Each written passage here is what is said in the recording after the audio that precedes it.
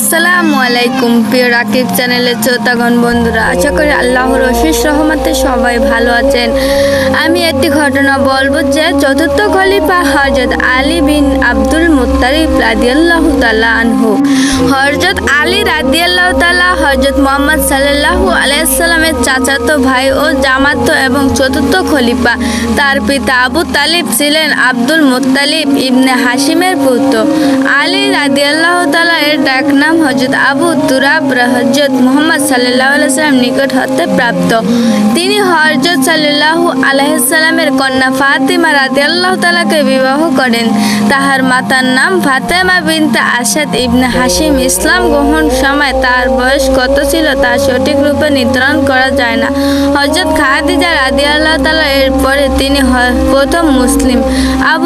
Abu jar আল মিকদাদ, আবু সাঈদ আল খুদরি রাদিয়াল্লাহু তাআলা প্রমুখ মত বুরাদা ইবনুল সুয়াইব রাদিয়াল্লাহু তাআলা অথবা তিনি দ্বিতীয় মুসলিম। হযরত সাল্লাল্লাহু আলাইহি ওয়াসাল্লাম 10 জনকে জান্নাত প্রবেশ লাভ করিবেন বলিয়া স্পষ্টভাবে সংবাদ প্রদান করা হয়। তিনি অন্যতম। ওমর রাদিয়াল্লাহু তাআলা কর্তৃক তার মৃত্যুসজ্জায় মনোনীত 6 জন নির্বাচন করে তিনিও ছিলেন অন্যতম।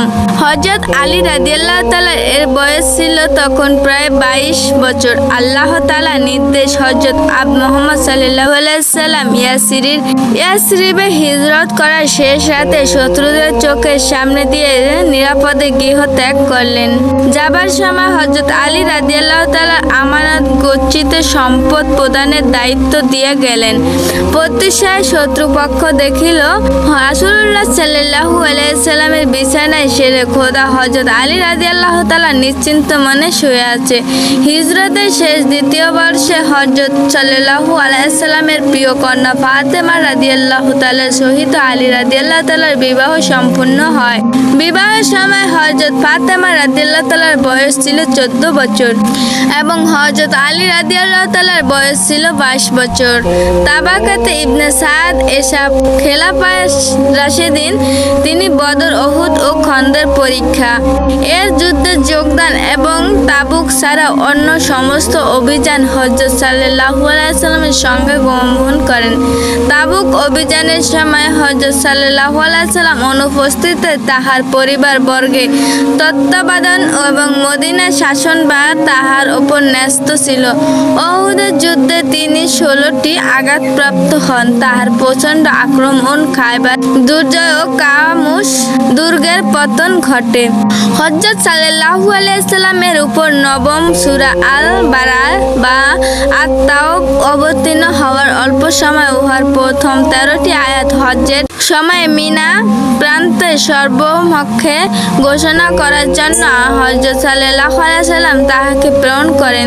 দশম হিজরি মোতাবেক 631 ও 32 সনে আলী রাদিয়াল্লাহু তাআলা ইয়ামানে প্রচারের সফরে গমন করেন। ইয়ার ফলে হামাদানির ইসলাম গ্রহণ করেন। এ বছরই রাসূলের বছর।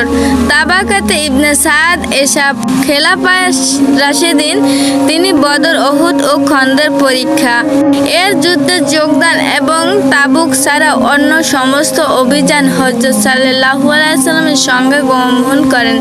তাবুক অভিযানের সময় হযরত সাল্লাল্লাহু আলাইহি ওয়াসাল্লাম অনুপস্থিত তাহার পরিবার বর্গে তত্ত্বাবধান এবং মদিনার শাসন বা তাহার উপর ন্যস্ত ছিল। উহুদের যুদ্ধে তিনি 16টি আঘাতপ্রাপ্ত হন। তাহার প্রচণ্ড আক্রমণ, খায়বার দুর্জয় ও কামুস দুর্গের পতন ঘটে। হযরত সাল্লাল্লাহু আলাইহি ওয়াসাল্লামের উপর নবম সূরা আল বারাহ বা আত-তাওবা অবতীর্ণ হওয়ার অল্প সময় উহার প্রথম 13টি আয়াত হজ্জের সময় মিনা প্রান্তে সর্বমক্ষে ঘোষণা করার জন্য হযরত সাল্লাল্লাহু আলাইহি ওয়াসাল্লাম তাহাকে প্রেরণ করেন। দশম হিজরি মোতাবেক 631 ও 32 সনে আলী রাদিয়াল্লাহু তাআলা ইয়ামানে প্রচারের সফরে গমন করেন। ইয়ার ফলে হামাদানির ইসলাম গ্রহণ করেন। এ বছরই রাসূলের